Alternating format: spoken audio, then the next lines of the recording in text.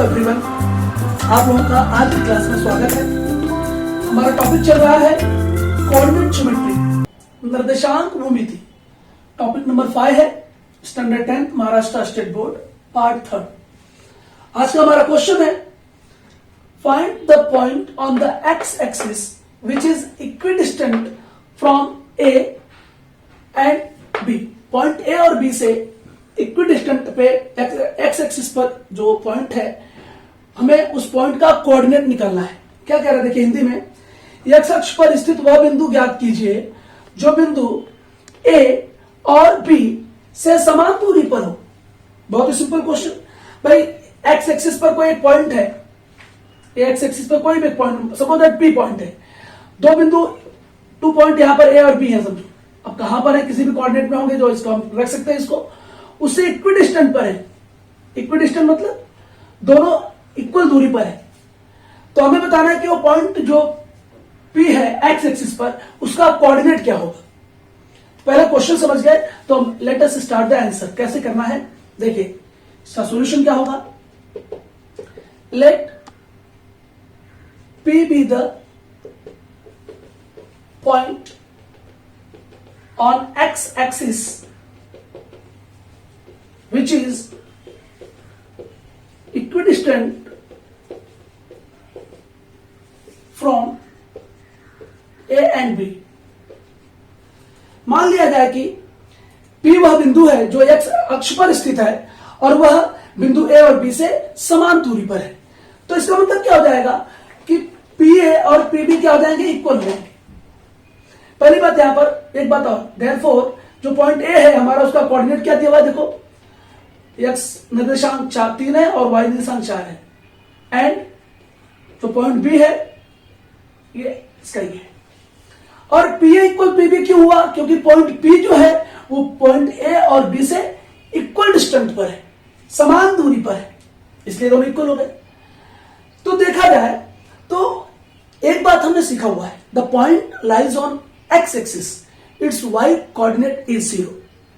तो point P lies on x-axis, therefore its y coordinate is 0। ये ध्यान रखना।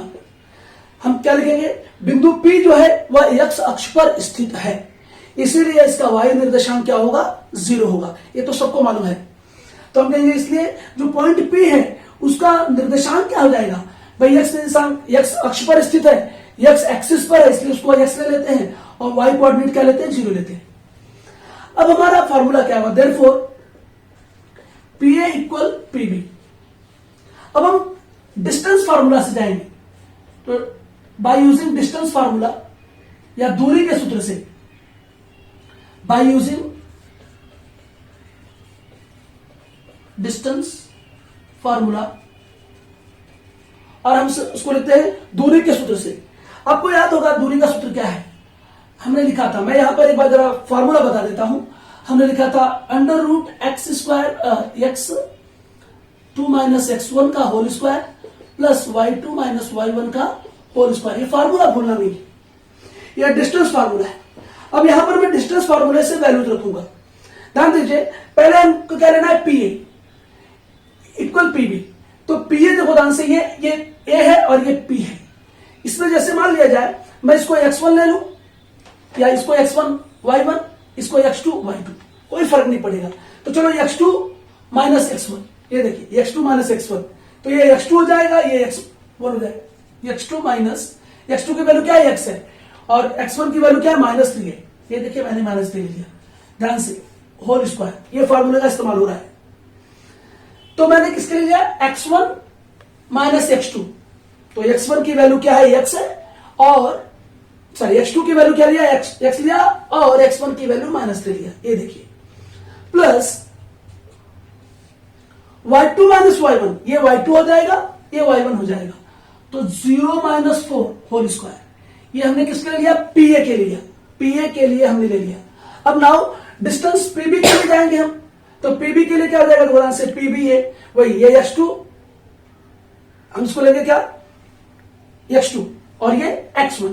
तो यहां पे देखिए x minus 1 whole square plus ये y2 ये y1 0 minus minus 4 whole square. अब ये हो गया आपका वैल्यूज पुटअप हमने कर दिया। अब इसको सॉल्व करेंगे तो हो जाएगा इतने में।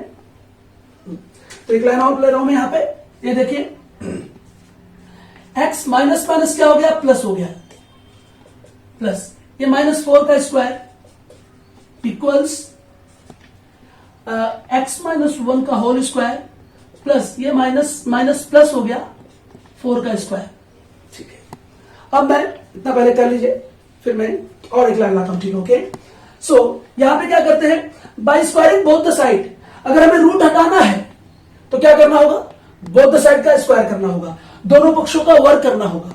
तो मैं वर्क कर रहा हूं तो क्या होगा, ये रूट हट रहा है मेरा, देखिए ये मैंने रूट हटा दिया, माइनस 4 का स्क्वायर क्या जाएगा 16 हो जाएगा डायरेक्ट। रूट हट गया क्योंकि स्क्वायर कर रहा हूं बोथ साइड का, x माइनस 1 का होल स्क्वायर प्लस 4 का square 16 by squaring both the side, by squaring both the side. मैंने दोनों पक्षों का वर्क कर दिया। जब दोनों पक्षों का वर्क करूंगा तो रूट हट गया, बाकी मैं तो उसको सॉल्व कर रहा हूं ना ब्रैकेट को खाली। यस, और अब मैं इसको अगर सॉल्व करूं एक लाइन में और तो क्या होगा, इसका इसको सोल्यूशन करते हैं। जैसे प्लस 16 से प्लस 16 कैंसिल हो गया, एक्स स्क्वायर 3 2 6x और 3 का स्क्वायर 9, फिर इसमें भी एक्स स्क्वायर माइनस 2 1 2x और 1 का स्क्वायर 1। नाउ एक्स स्क्वायर से एक्स स्क्वायर कैंसिल, जस्ट यहां पे देखिए ध्यान से, इतने में मेरा सोल्यूशन आ सकता है, इसलिए मैं यहां पे जा रहा हूं। तो एक्स स्क्वायर से एक्स स्क्वायर कैंसिल हो गया, क्या बचा हमारे पास 6x plus 9 equals minus 2x plus 1। Now ये 6x है, 2x इस तरफ आके क्या गया प्लस 2x और 1, ये 9 इस तरफ आके माइनस 9 हो गया, 8x इक्वल ये माइनस 8 हो जाएगा, प्लस 1 निकल गया। That's why x equal minus 8 upon 8। तो x की वैल्यू क्या हो गई माइनस 1। अब x की वैल्यू मिल गई ना हमें, देखिए तो हम कहेंगे देयरफॉर जो पॉइंट P है, पॉइंट P का जो कोऑर्डिनेट हो क्या हो जाएगा, x कोऑर्डिनेट माइनस 1 और y कोऑर्डिनेट तो 0 रहेगा क्योंकि वो x एक्सिस पर है। हमें क्या निकालना था, x अक्ष पर स्थित वह बिंदु ज्ञात कीजिए जो बिंदु A और B से समान दूरी पर है। तो ये x अक्ष पर वह बिंदु है। That means the point P lies on the x axis and which is equidistant from point A and B and it's coordinate is minus 1, 0। तो देयरफॉर आंसर क्या हो जाएगा, point P on the x-axis equidistant from A and B is minus 1, 0। उसका जो coordinate है वो क्या होगा, माइनस 1, 0 होगा and that is final answer. तो हम कहेंगे एक्स अक्ष पर स्थित बिंदु P का निर्देशांक माइनस 1, 0 है जो बिंदु A और B से समान दूरी पर स्थित है। तो अब आप करेंगे अगला क्वेश्चन इसके बाद।